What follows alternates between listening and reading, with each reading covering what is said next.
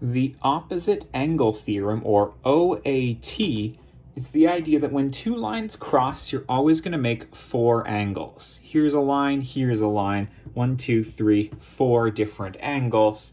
And more importantly, the angles that are across from each other are equal to each other. This is also known as the X pattern because it's the opposite sides of an X made between two intersecting lines. So if this is 125 degrees, the angle on the opposite side of the X, which is where the question mark is, that has to be 125 degrees as well. OAT, opposite angle theorem.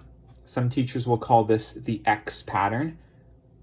Some teachers will let you get away with writing X pattern, but you just write OAT. That's how it goes. Here we have another X. Opposite corners of the X are equal, so that angle and that angle have to be the same. But more importantly for this particular question, that 86 is the same as that 86. So the question mark is 86 degrees, and you cite OAT, opposite angle theorem, opposite sides of the X. It can get more complicated when there are variables involved, but make the X, those opposite angles are equal, but also these two are equal.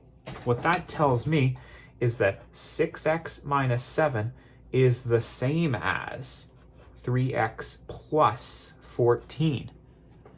Setting those two angles equal to each other is where you're using the opposite angle theorem, because that's what the opposite angle theorem is, the fact that they're equal on opposite sides of the X. And now it's your job to solve this equation. I'm going to collect x's on one side, so I'm going to move 3x to the left and make it minus 3x.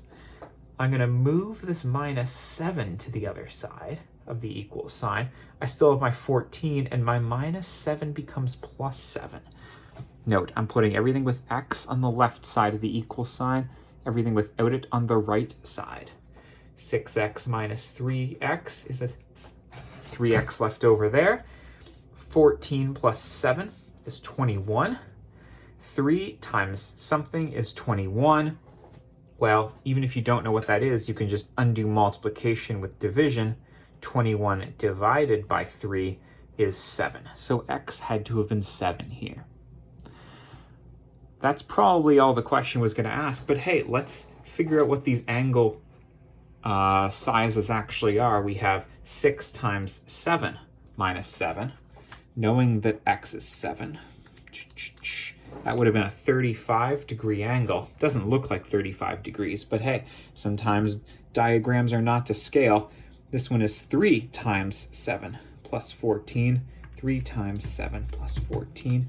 That gives me 35 degrees. Thank goodness they turned out to be the same size. It's like checking your answer. The opposite angle theorem is the idea that opposite angles, when an X pattern is made, are equal to each other.